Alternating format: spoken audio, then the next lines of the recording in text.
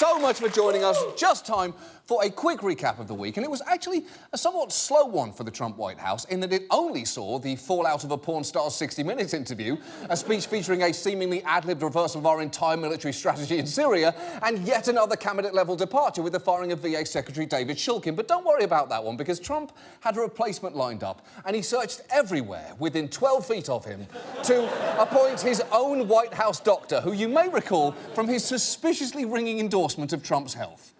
The president's health is excellent because his overall health is excellent. He has incredible genes. I told the president that if he had a healthier diet over the last 20 years, he might live to be 200 years old. I think he will remain fit for duty for the remainder of this term and even for the remainder of another term if he's elected. OK. Hold on there, Doc, because first, Trump's health is not excellent. That's a diagnosis any Google image search could make. And secondly, he absolutely does not have incredible genes. We've had irrefutable evidence of that for the past 40 years. But look, let's not all get sucked into Trump's gravitational force yet again. Instead, let's talk about Egypt, home of the world's first botched nose job. Egypt had a presidential election this week, and while the results won't be official until tomorrow, we can now reveal the winner was Hillary Clinton! This is my No, I'm kidding. She didn't win. I just love messing with you. The emails were really a problem. No, the winner, of course, will be Egypt's strongman Abdel Fattah el-Sisi, a man who once famously unrolled a red carpet for himself that was literally more than 2 miles long. And the reason I know that he's the winner is that he had no serious opponents, possibly because one was arrested and 3 more withdrew amid reports of intimidation, and yet el-Sisi claimed to be devastated by the lack of competition. It's not my fault. I swear to God, I wish there would have been more candidates for people to choose who they want. But they were not ready yet. There is no shame in this. OK, so el-Sisi saying, I wish there had been more candidates, is basically a hippopotamus who just sat on a pile of hamsters saying, I swear to God, I wish there were more hamsters. But they were not ready to crawl out from under my giant hippo butt. There is no shame in this. But the tricky thing is, if you're going to have something that even looks like an election, you badly need at least the appearance of an opponent. And he did get one of those, kind of. The only man to stand against President Sisi is Musa Mustafa Musa, an openly pro-Sisi politician who, until the day before he registered to run, was part of the campaign to get Sisi re-elected. It's true. One of his own supporters jumped into the race at the last minute, submitting his candidacy just 15 minutes before the deadline. And until the morning of his nomination, Musa's own Facebook page said, "Long live Egypt, Abdel Fattah el-Sisi for president." But look, hey, maybe that was just a glitch on Egyptian Facebook. You know, like the one on America's Facebook, where they allowed your personal data to be accessed by a firm working to elect Donald Trump president of the United States. But look, Farmville was super fun, wasn't it? So it was all worth it at the end of the day. But the key rule of a sham election is make it look legitimate. So even on election day, el-Sisi's election spokesperson was reassuring Egyptians that this was a completely free and fair election. Of course, it's a 1,000,000% democratic process. And the evidence is that all the Egyptian people, including many big numbers of youth and elderly, have come out to vote. They are coming to say yes to Mr. President, yes to Egypt. We are here to say yes to Egypt. Yeah, that's nice, but saying yes to Egypt is not what this election is supposed to be about. The vote here is not, is Egypt yes or no? Now, unsurprisingly, el-Sisi is projected to win with 92% of the vote. But in a sign of what a joke Egyptians considered this to be, the turnout was low, with only around 40% of voters bothering to show up, despite the fact that in a desperate attempt to make it look legitimate, the National Election Authority had threatened to impose a fine on people who failed to cast their ballots. And el-Sisi supporters weren't even above literal bribes to get Egyptians to go to the polls. The going rate for a vote was around $3 to $5, but heading down to a polling station could also have landed you a box of groceries or even half-price tickets to an amusement park. Wow! $5 and discount tickets to an amusement park. Say what you like about el-Sisi, and if you live in Egypt, you can't. But it is pretty depressing that 7 years after the Arab Spring, he's now trying to win over the voters the same way a divorced dad tries to win over his kids. And finally, finally tonight, a quick update concerning local news. The people who bring you stories like this. Good evening, I'm Ken Bastida. Dana is off tonight. He was murdered and then set on fire while celebrating his birthday. Holy shit! Either he needed to put a space between Dana's whereabouts and his first story, or someone was pretty pissed off that they weren't invited to Dana's birthday party. Now, last year, we told you about Sinclair Broadcast Group, a company which, if their acquisition of Tribune Media is approved, could soon own local stations reaching 72% of TV households. And in that story, we talked about Sinclair's must-runs. Those are stories that station managers are forced to include in their broadcasts, which often skew noticeably conservative. And those must-runs are still very much happening, featuring everything from an investigation into the quote-unquote deep state that's undermining President Trump to regular batshit commentaries from former Trump aide Boris Epstein, who incidentally is 35 years old. Now, we don't have time to get into that. Suffice to say, he is the same age as Nicki Minaj, while somehow looking like Jon Favreau's father. It doesn't make sense, but there isn't time. The point is, Boris carries a lot of water for this president. Remember when Trump called African countries shitholes? Well, this was Boris's hot take.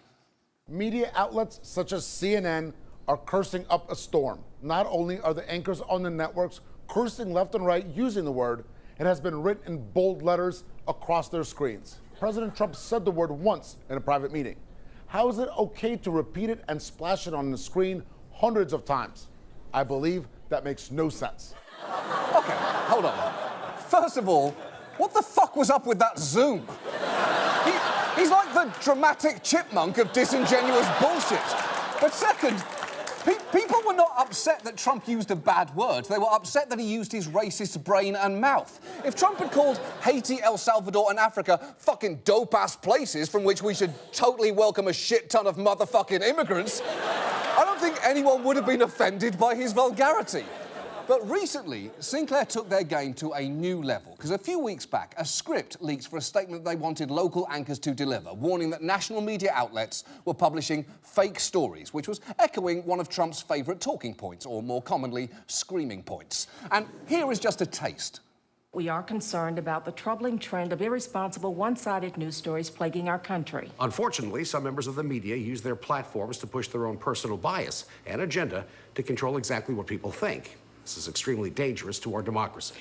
Yeah, it can be dangerous when members of the media use their platforms to push their own personal bias and agenda, like when Boris tries to convince you that Trump is a good president, or when I try to convince you that the only way Boris Epstein was born 35 years ago is if he came out of the womb at age 23. There isn't time. It doesn't make sense, but there isn't time. Now, some Sinclair anchors complained to the press, saying, this is so manipulative and I felt like a prisoner of war recording a message. And I will say, I don't know that woman from before, but just look at her eyes when her co-anchor is talking. She looks like she'd rather be murdered and set on fire while celebrating her birthday.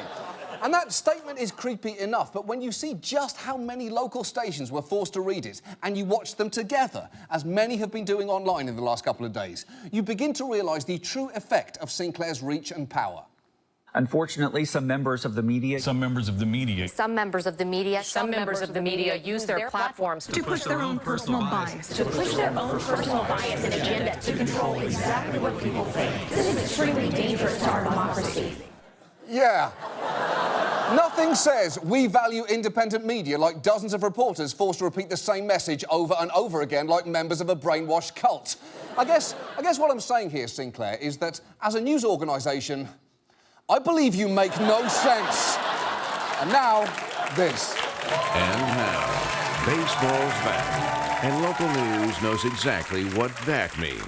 Doesn't the food always taste so much better at the ballpark? Anyway, you know, ballpark food is the best. A burger with pulled pork and cheese curds. Waffle battered chicken sliders. It's an all-beef hot dog wrapped in bacon, covered with Cheetos. Buffalo chicken, mac and cheese, and beer cheese, all filled inside the center of an onion ring tower. The triple B, the three Bs are bacon, brisket, and bologna. It's your typical cinnamon bun, only battered and deep fried. Barbecue parfait with pulled pork and mashed potato. Pulled pork pierogi hoagie. Ice cream stuffed donut. The candy cloud waffle cone. Tachos nachos with tater tots, and apple pie pizza logs. It's a hot dog wrapped in a pickle and then deep fried. Bacon jam, pulled pork, barbecue sauce, and flaming hot Cheetos on a sweet Hawaiian bun. How long have you been waiting to put flaming hot Cheetos on a dish? 2 or 3 years. Moving on. Our main story tonight concerns courts. You know, the place where millions of Americans end up every year after making a large squirrel shit-talk the CEO of a coal company. We've all been there. We've all been there, right? Now, courts aren't just the centre of our judicial system. They are the backbone of daytime TV. A college student brings his mommy Judge Judy. Don't get me preaching up in here today. You're watching The Verdict with Judge Hatchett, a show that's making a difference. You need to be sober 7 days a week. Paternity Court. I know, because I'm not stupid, that you're a liar then and you're a liar now.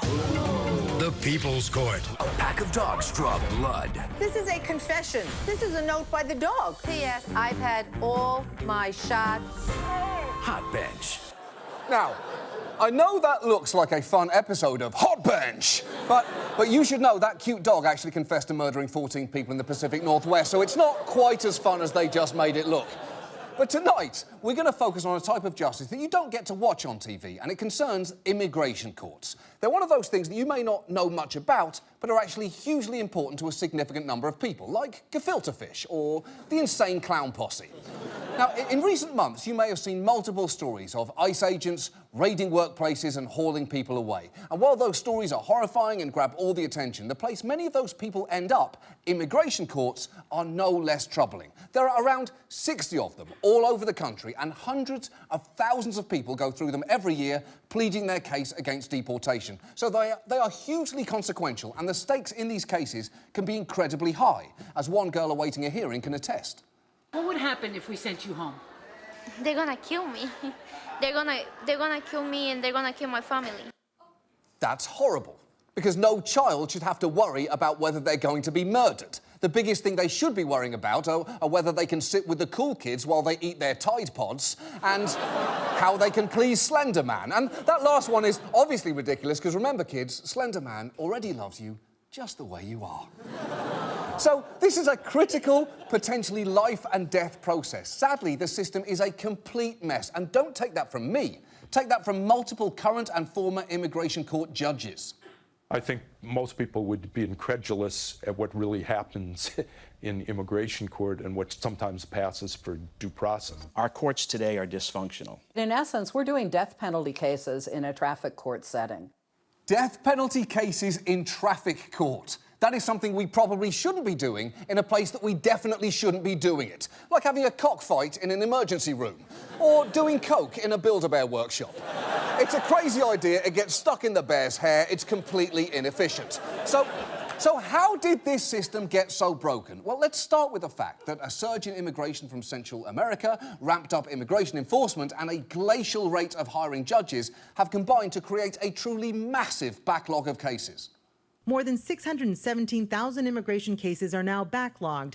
That number has more than doubled since 2009. It's as if they have forgotten us, says Andres, one of the Guatemalan immigrants waiting for his hearing in San Francisco, where the average wait time is 3 years. In Miami, the wait is about 1.5 years, and it's much worse in cities like San Antonio, Atlanta, and Chicago.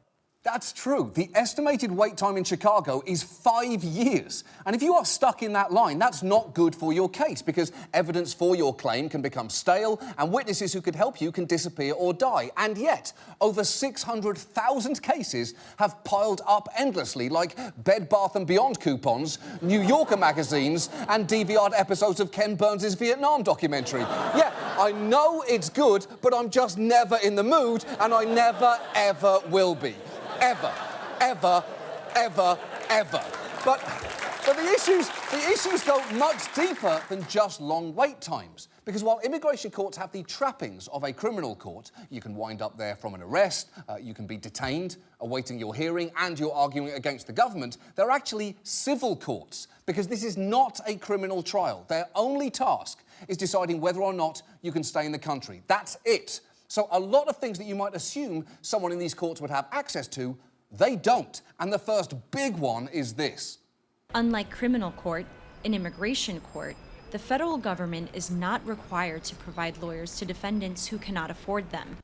Exactly. If you can't afford a lawyer, you have to defend yourself, which is clearly a terrible idea. Think of an immigration hearing like surgery. You can try and do it yourself, but if you ever want to see your fucking family again, maybe try and get a professional to help you.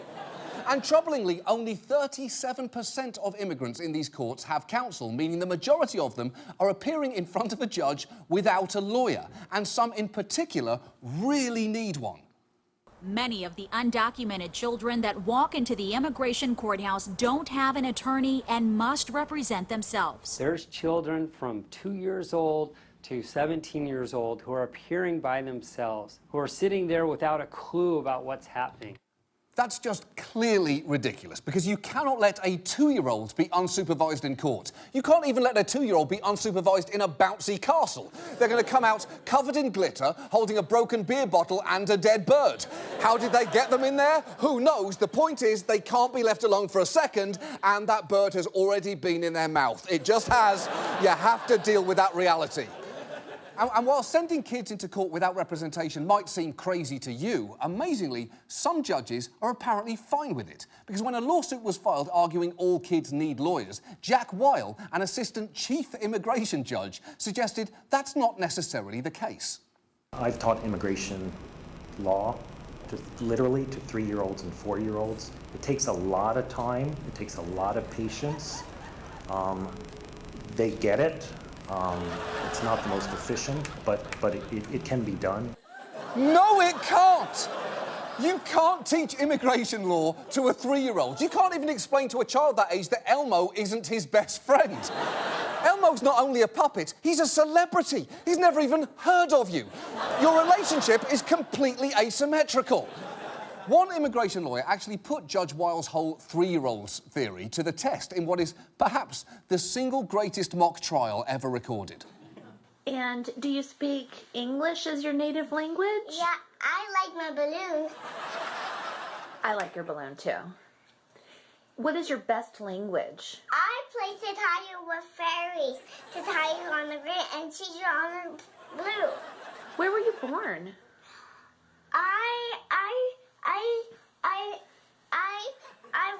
I eat with mommy and cheese. So do you feel like you can go ahead and represent yourself in immigration court to determine your nationality? Uh-huh. All right, are you excited to do it? Yeah. Yeah! Yeah! Well, of course she's excited. She knows all the most important legal principles. If I like my balloon, you mustn't deport soon. And if I place a tie over fairies with a cheech and asylum. That lawyer actually did a series of videos with kids, and they are all great, but my favourite is this one. If you were removed, would you like to designate a country of removal? Yeah. Okay, what country would that be?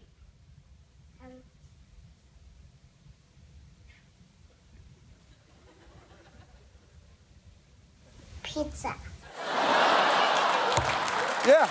Oh, yeah. You laugh now, but it won't be so cute when that girl is deported back to Papa John's, because it's technically pizza, and that is exactly why these children need lawyers. But the truth is, whether you have a lawyer or not, your odds of success to a frightening degree may be dictated by where you are. In San Francisco, immigrants are deported in 36% of cases. In Charlotte, the number jumps to 84%. In New York City, only 24% of cases result in deportation. In Atlanta, the rate is almost 90%. And look, while the merits of every case are different, that is an alarming disparity between courts. Normally, the only thing that should vary that much by region is the rate of Jeff Dunham fans per capita. And regardless of where you are, in either case, that number should never be as high as 90%.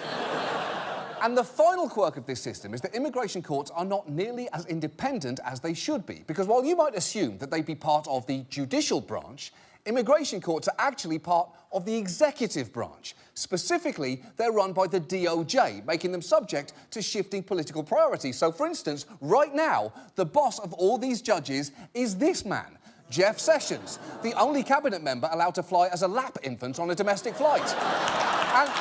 And he has made it pretty clear what his priorities are. For those that continue to seek improper and illegal entry into this country, be forewarned. This is a new era. This is the Trump era. You know, it's a very specific type of person who grins when saying the words the Trump era. It's basically people with Trump's name, people with Trump's hats, and the one person in America still getting a kick out of covfefe. Hey, I don't agree with everything the guy says, but boy, we had some laughs, because it's not a word. Covfefe's not a word. That's why it's funny. It's priceless.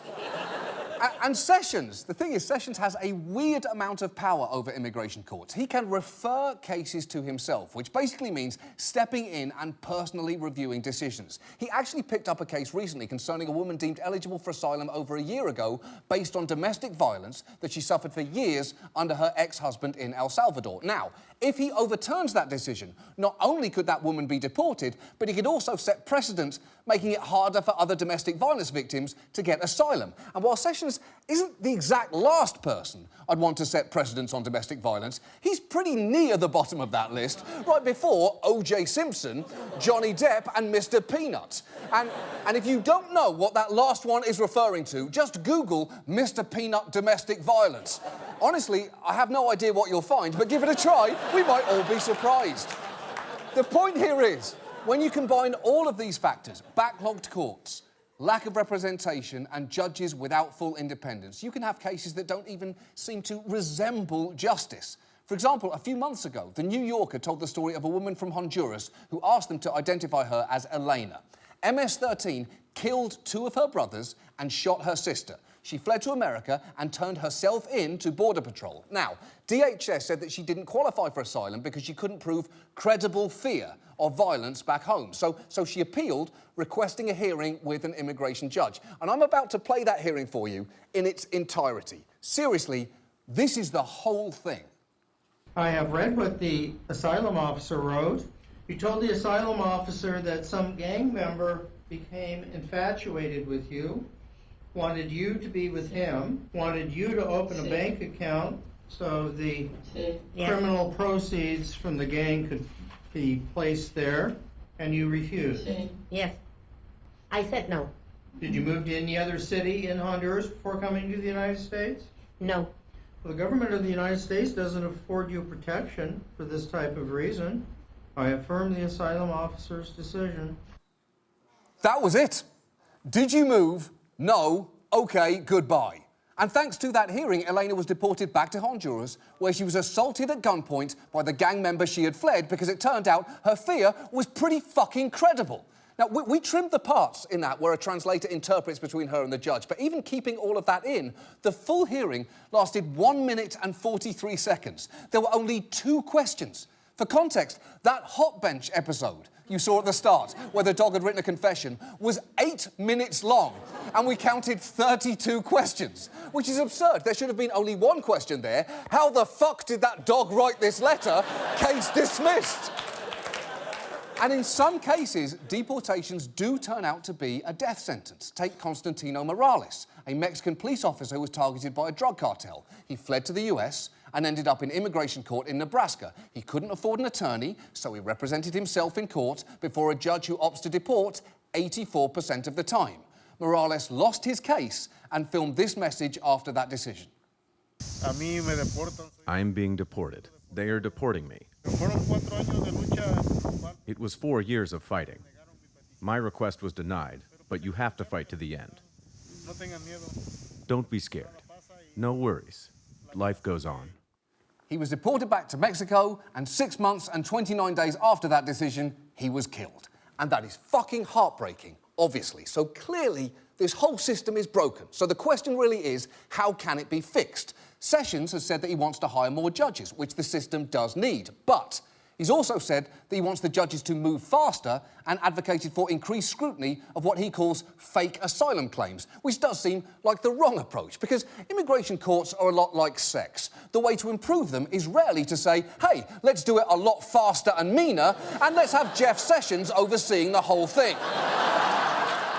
But the truth here is, we are going to need big changes. Ideally, The biggest change would be to make the courts fully independent from the DOJ, which is something that can't happen overnight or, under this particular Congress, probably at all. But at the very least, we should absolutely fix the stupidest problem of all, which is that nobody, particularly children, should have to represent themselves in these courts, because children do not understand the law. Having them alone in a courtroom is a terrible idea, and to prove it to you, I give you the stupidest new court show imaginable.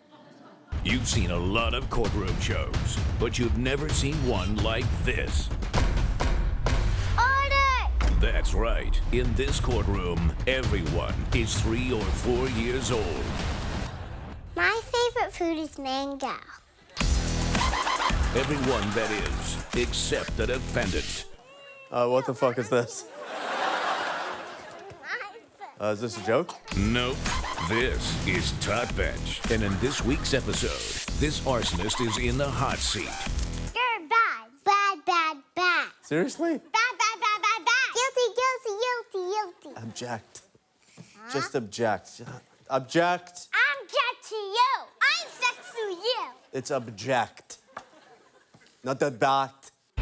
He's got the best legal advice a 3-year-old can give. Between the difference between a banana and a cow. What's the difference between a banana and a cow? I don't know. What?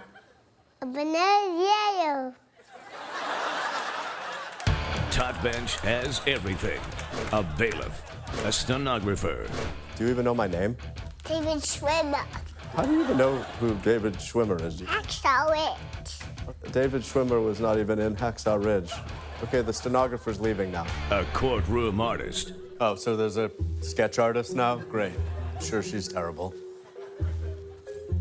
Holy shit, that's so good. And of course, Judge Riley. How did you become a judge? I believed in myself to be a judge. How long have you been doing this? 14 years. You've been doing this for 14 years, but you're 4? Yeah. It's a case with twists and turns. There was another judge. What happened to her? She wet her pants. And snacks. So many snacks. Will anyone share their snacks with me?